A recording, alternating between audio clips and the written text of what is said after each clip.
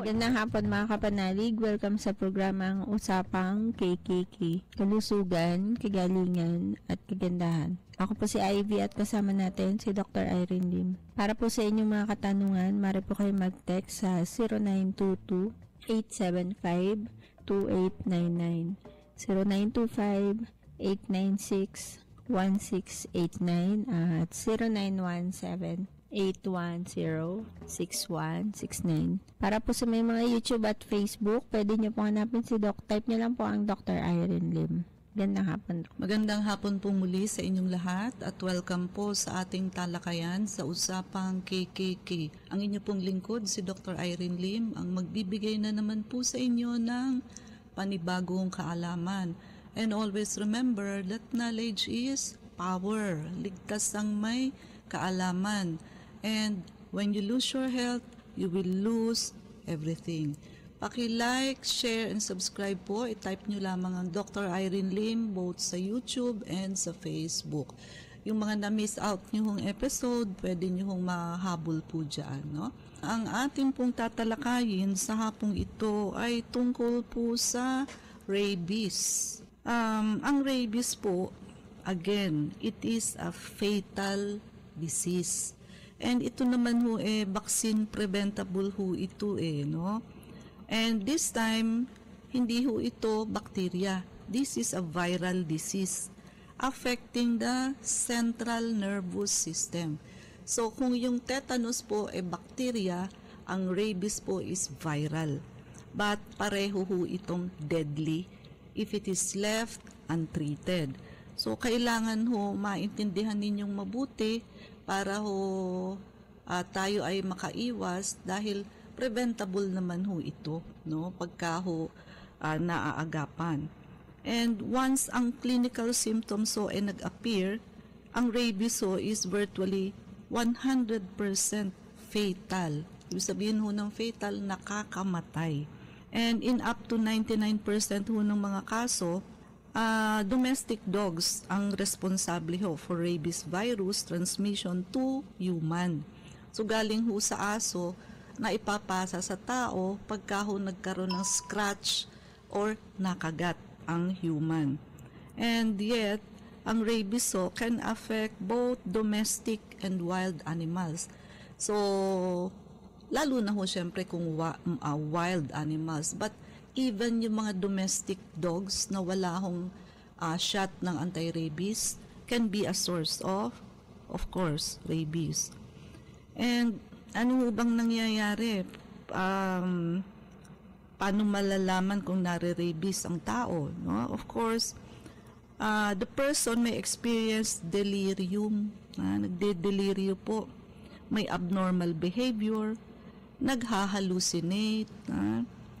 Hydrophobia, ayan po, no? So takot ho sa tubig, and insomnia, hindi makatulog. So para kung nawala sa wisyo, tataka kayo ano-anong sinasabi, may nakikita, may naririnig, and the acute period of the disease typically ends after 2 to 10 days. And once so ang clinical sign ng rabies nag-appear na, the disease is nearly always fatal na ho talaga, no? And ang treatment ho dito supportive na lamang po. Ang first few days ho, minsan ho kasi may rabies na late onset.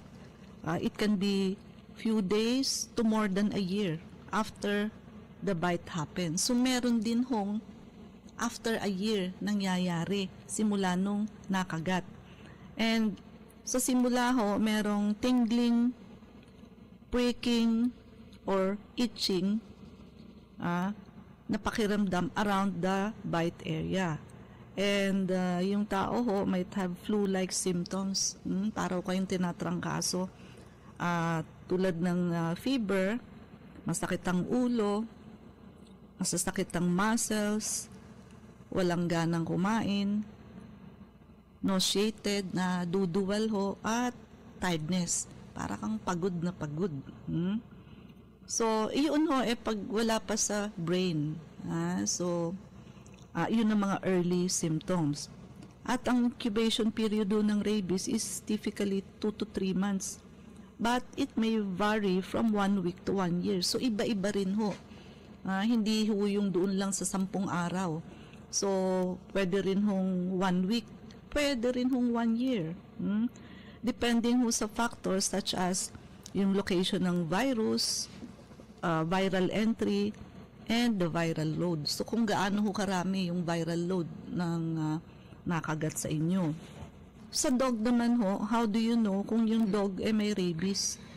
Pag nakakagat ho, may fever, hirap din hong lumunok, may difficulty of swallowing, excessive drooling, naglalaway ho, staggering, nagsisseizure sila, and even paralysis. In short ho, parang nauulol sila, naiiba rin ho ang kilos nila. And as the virus progresses, actually hindi lang ho dog and cat. So ang cat ho, meron din rabies. And your dog may act as though they are overstimulated, malikot ho sila, hindi mapakali. Yung ilaw ho, movement and sound may appear to have a negative effect. Para ho, ayaw nila yung maingay na overstimulate sila sa ganun.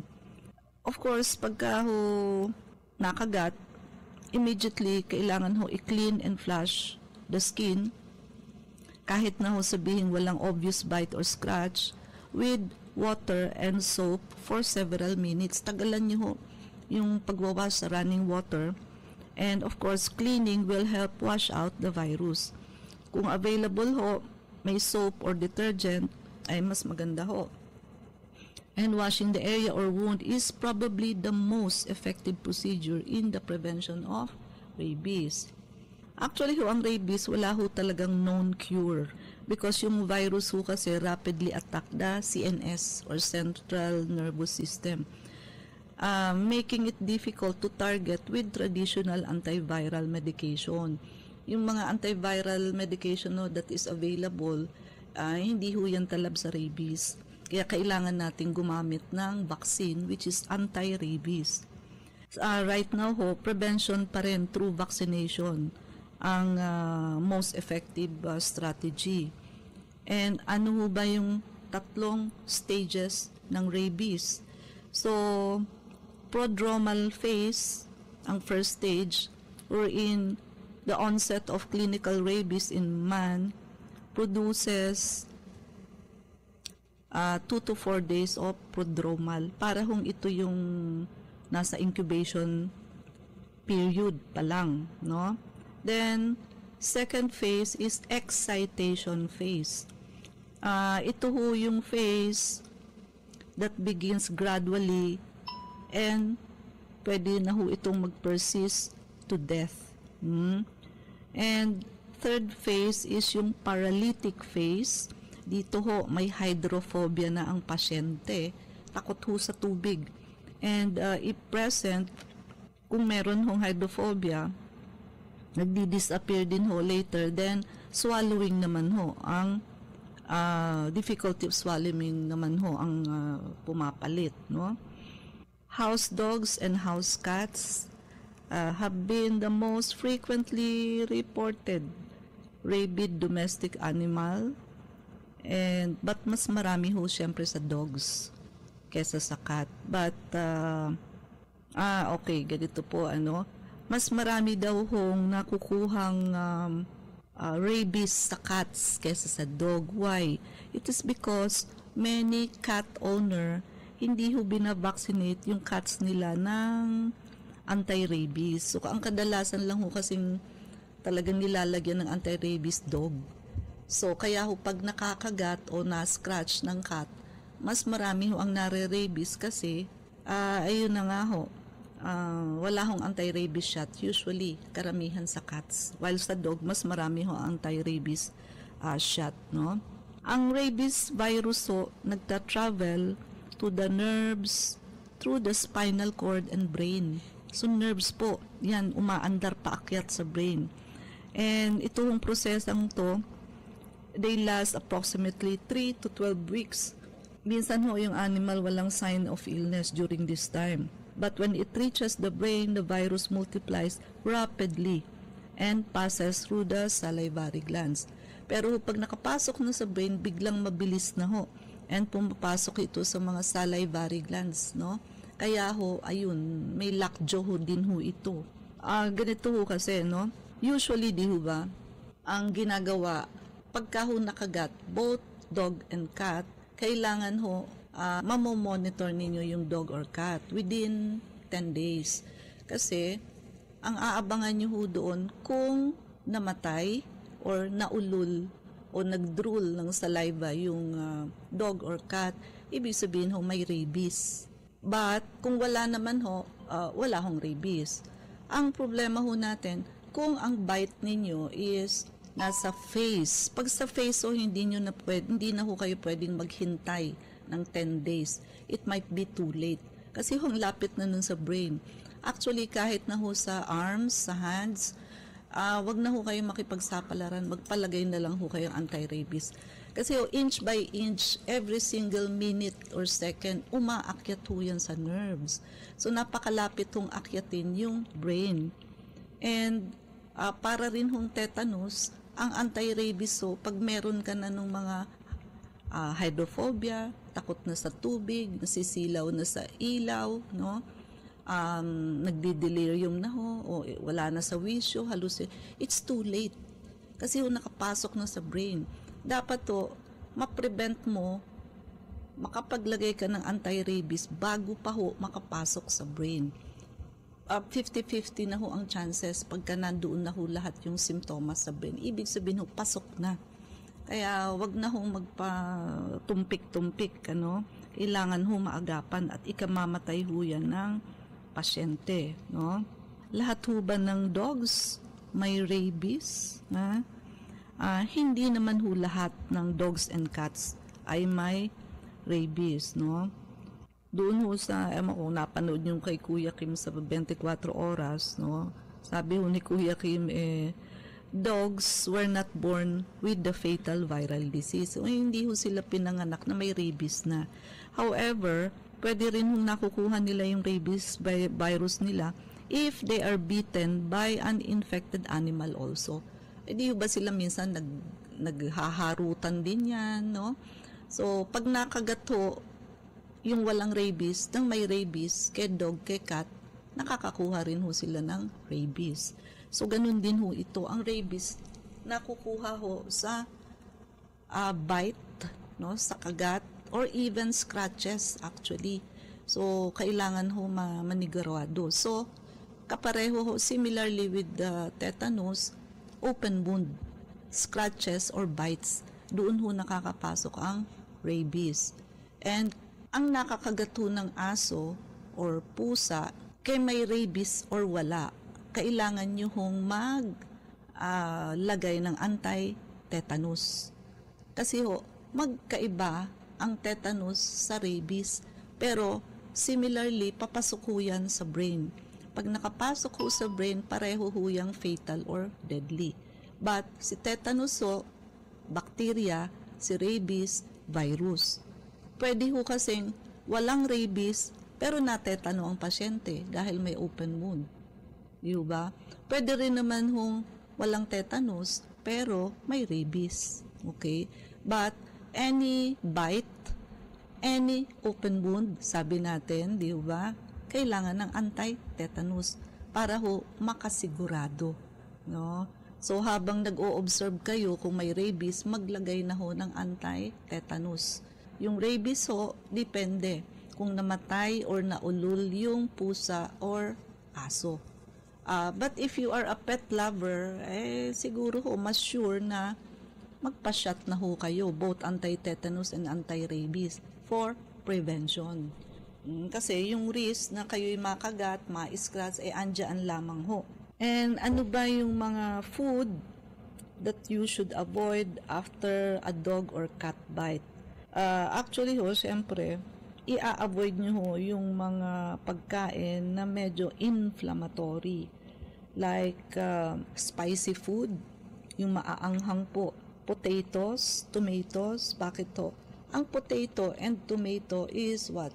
Pro-inflammatory because they belong to nightshade plants, which is very, very not anti, pro-inflammatory.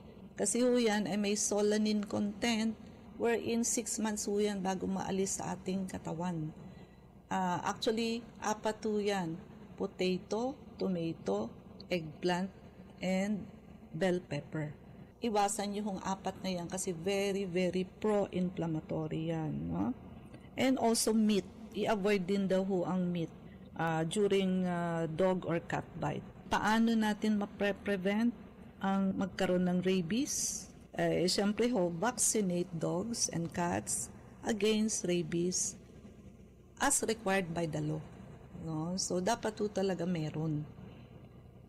Para ho pag nakakagat, di wala hong problema kasi may shot. But kahit na nga ho may shot, dapat alam nyo kung yung validity ho nung shot, baka ho naman kasi lapse na. So, kailangan may record din ho kayo noon kasi may booster din po yan. So, kahit na ho yan may anti-rabies, pinalagyan ninyo, but nag-lapse na ho, hindi nyo na i-booster, posible hong may rabies na rin uli kasi nag-lapse na ho yung booster ng anti-rabies. And leave stray or unknown dogs and cats alone. So, ayun nga ho, kasi hindi nyo ho alam kung may rabies o wala. And leave wild animals alone also. Minsan ho kasi, ang mga pet lovers, mahilig hong nagdadadampot, nag-aampun ho ng aso, pusa, pag nakita hong muntik masagasaan, pag nakita ho sa mga gilid-gilid ng... And also, may mga kaso hong pag nagugulat, natapakan, na yung hindi ho nangangagat, biglang nangagat. Sa cats din ho, halimbawa, accidentally natapakan nyo, hindi nyo naman nakita, posible ho silang magulat at mangagat. Make your property unattractive. Huwag nyo hong gawing attractive. Gawin nyo unattractive sa wild animals, no? Para hindi ho kayo pupuntahan. Symptoms ho ng may rabies, of course, meron hong fever, headache, nausea, vomiting, agitation, anxiety, confusion, and hyperactivity, no? So, ito ho nauuna. Later on ho, ayun na, may hydrophobia na po. Sigurado na ho, pagtakot na sa tubig at sa ilaw, no? Ang rabies ho ba airborne?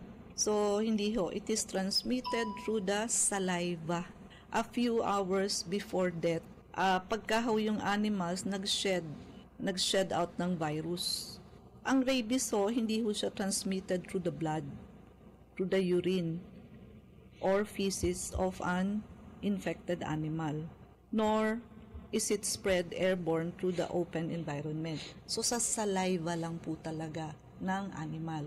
So, hindi ho kayo, lilinawin natin, hindi ho kayo malalagyan ng rabies sa dugo o ihi ng aso or pusa na may rabies. Hindi rin ho ninyo mahihinga kung hindi sa saliva lamang po. Kaya ho, sa bite, no? So, or, ayun, no? So, yan ho talaga kadalasan sa kagat ho. Ang question is, how about sa scratch? Gasgas. Pwede bang magka-rabies ang tao? Now, people usually get rabies from the bite of a rabid animal. It is also possible, but rare naman ho, for people to get rabies from the non-bite exposure, which include scratches, abrasion, or open wound that are exposed to the saliva or other potentially infectious material from a rabid animal. Bihira po, rare yung scratches. Pero ganito ho, kung may open wound din kayo na hindi naman galing sa kagat ng aso, pero ho halimbawa, nadilaan ng aso, may rabies yung aso, pwede ho kayo magka-rabies. So, any open wound, kahit hindi ho siya kinagat ng dog or cat, kung may rabies yung dog or cat, nalawayan ho yung open wound ninyo, tandaan nyo, then you can have rabies. Tandaan nyo yan. Kaya minsan nagpapalik-lik kayo, nagpapadila-dila kayo, hindi nyo naisip, may open wound pala kayo doon. Halimbawa, nagpa-manicure, may konting open wound dito sa mga gilid ng kuko, nakipaglaro ka sa aso at pusa mo, dindila-dilaan yung mo, o ay may rabies pala, pwede ho kayo ma-rabies sa ganung paraan kahit di kayo kinagat. Kasi hindi niya na ho kailangang mangagat may open wound na kayo, napasok na yung saliva niya doon pag nilik kayo. Pero magkakaroon ba siya ng symptoms? Iyon ang hindi ko masasagot, no? Kasi hindi naman siya kumagat Pero ikaw, for sure, pwede. First symptoms of rabies may be similar, ayun nga, parang flu, which can be weakness, discomfort, fever, or headache. Minsan pwede ring prickling or itching sensation at the site of the bite. So kahit makati-kati, pwede rin yung rabies. And ayun na nga, syempre, it can progress to cerebral dysfunction, anxiety, confusion, and agitation. Rabies is a preventable but fatal disease. So pwede man yung ma-prevent. So ayun, mas maganda kung may dog or cat kayo, may shot, and i-avoid nyo makagat kayo or ma-scratch kayo, or if you have an open wound, ayun hindi kayo pwedeng magpadila-dila sa pets ninyo, at it can be also a source of rabies.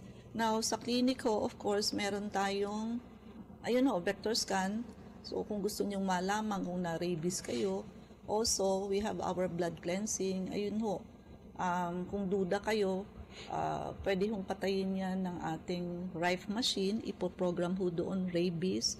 Also yung atin high dose vitamin C, yung ating ozone, ultraviolet, and laser, no? So malaking ang maitutulong niyan sa rabies, no? So Ivy, Para doon po sa mga nais magtanong, mag-text po kayo sa 0922-875-2899. Ako po si Ivy at kasama pa rin natin si Dr. Irene Lim. Dok, tanong ni 3042. Bakit po, Dok, nawawalan ako ng lakas pagkatapos magtrabaho at parang antok na antok ako? Di ba normal yun? Pagod Hindi. Siguro Grabe. Severe Extreme. pagod ang nararamdaman niya na hindi siya ganun dati. No? So, yan nga ang lagi kong sinasabi sa inyo na magpa-check up po kayo sa amin. Why? Kasi nga po, meron tayong tinatawag na walking pneumonia. Walang ubo, walang sipon, walang lagnat. Minsan ganyan lang ang nararamdaman ng hihina. So, yung katawan ninyo is hindi on the go na katulad ng dati. So, kailangan ko kayo ma-check up, ma-auscultate ang likod ninyo, baka kayo ay may walking pneumonia. Kailangan lamang magpalista kayo agad kasi siyempre, kung may walking pneumonia kayo, nagpa-progress yan everyday. Huwag nyo na paabutin na bumilis pa ang heart rate ninyo at bumagsak pa ang oxygen ninyo. No? So, mahirap na pag nasira na ang heart, irreversible na po. At hindi ko na rin kayo kayang gamutin pag ganun na ang kondisyon ninyo. Pang-intubation na kayo niyan sa ospital. Ha? So, prevention is better than cure. So, dapat early catch. Ha? So, kasi sa panahon ngayon, wala tayong ibang pinakamalapit na pwedeng i-rule out kundi pulmonya pa rin After ng 2 taong pandemic, may mga nababalitaan pa rin tayong mga pneumonia, no? Mga new strains. So, we need to catch it early para treatable pa siya, no? So, lang tayong oras, mangyari po lamang na kayo magpalista kung kayo magpapa-check up. So, Unit 1101, Clinica Medica 101, Centuria Medical Makati, Salamanca Street, corner Kalayaan Avenue, Makati City. So, ang landmark natin is along Makati Avenue, yung corner General Luna Street. Everyday bukas ang clinic, pati na rin Saturday and Sunday, and even holidays. Kailangan lamang magpalista kayo ahead. IV ang mga numero. Pwede po kayong tumawag sa 546-9412, 0922-875-2899. Pwede rin po kayong mag-text sa 0925-896-1689 at 0917-810-6169. Prevention is better than cure and health is the best investment. Regaluhan niyo po ang inyong sarili ng pagpapacheck up para ma-auscultate natin ang likod ninyo, maagapan kung kayo ay may asymptomatic or walking pneumonia.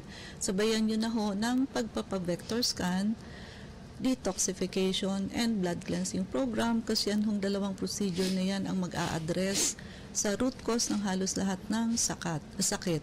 And para ho dun sa mga wala namang karamdaman, gusto lamang ho magpaganda, magpaputi at magpalakas. So meron ho tayong beauty drip that is available for everybody. And paki-like, share, and subscribe po. I-type nyo lamang ang Dr. Irene Lim both sa YouTube and sa Facebook. Ivy? Please like us on Facebook. Ang account po natin, Klinika Medica 101. Maraming salamat mga kapanalig sa pakikinig sa amin sa hapong ito. Abangan niyo po muli kami bukas, alas 4 hanggang alas 4:30 ng hapon sa programang Usapang KKK. Kasama natin si Dr. Irene Lim. Ako po si Ivy at sumayin niyo ang katotohanan. Salamat po.